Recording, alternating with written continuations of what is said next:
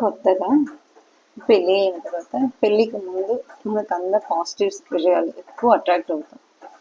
పెళ్ళి అయిన తర్వాత ఒక 2-3 నెలలు లేదంటే ఒక సంవత్సరం ఒక పాప పుట్టిన తర్వాత పాపన బాబు పుట్టిన తర్వాత వాళ్ళ దగ్గర ఉన్న మైనస్ వాళ్ళు ఎక్కువ కనపడి వాళ్ళకి మనం ఇది చేయలేకపోయారు అది చేయలేకపోయారు రెస్పాన్సిబిలిటీ పెరిగే కొద్ది మన దగ్గర ఉన్న ప్రేమ నెమ్మదిగా తగ్గుతూ వస్తుంది.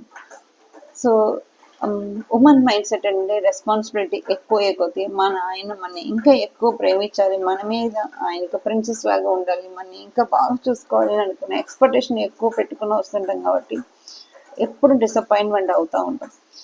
ఈ యుద్ధంలో ఏంటంటే మనకు బాగా కావాల్సిన వాళ్ళతో కొంతవరకు వెళ్ళి ఒక షోల్డర్ ఉద్యం దొరుకుతుందో ఏమో కాసేపు రిలాక్స్ అవుతామని చెప్పి మన దగ్గర బాధపడిన మాటల్ని వాళ్ళకి తీసుకెళ్ళి చెప్తాం.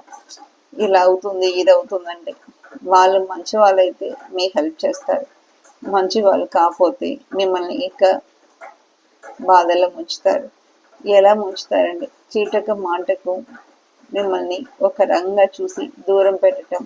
వీళ్ళు పెద్ద ఇది కాదు, వాళ్ళందరూ క్లోజ్గా లేదు, వాళ్ళ ఇంట్లో వాళ్ళకి గొడవలు జరగవచ్చు, అన్ని జరగవచ్చు, ఏదైనా చేయవచ్చు, కానీ వాళ్ళు వచ్చి మీకు చెప్పలేదండి, మీరు వెళ్ళి వాళ్ళకి చెప్పారు కాబట్టి ఎప్పుడు చులకనంగా కనిపిస్తారు.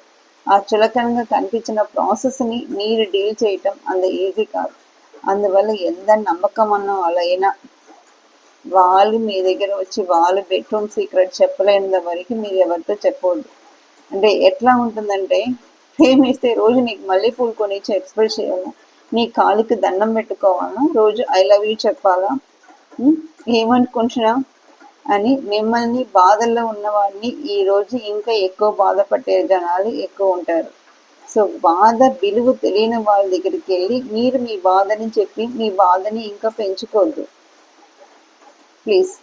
Newly married couple even after 40sలో కూడా కొంత పిల్లలు పెరిగే కొద్దిగా గొడవలు ఎక్కువ అవుతూ ఉంటుంది హస్బెండ్ వైఫ్లో.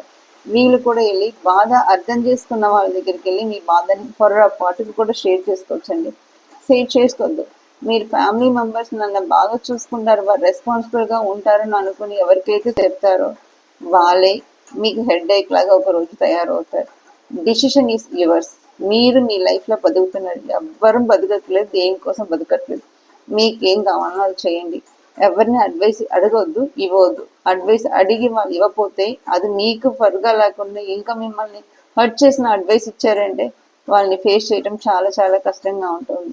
నాకు పర్సనల్గా జరిగింది, మీకు జరగకుండా ఉండటానికి కోసం చెప్తున్నా. Please understand.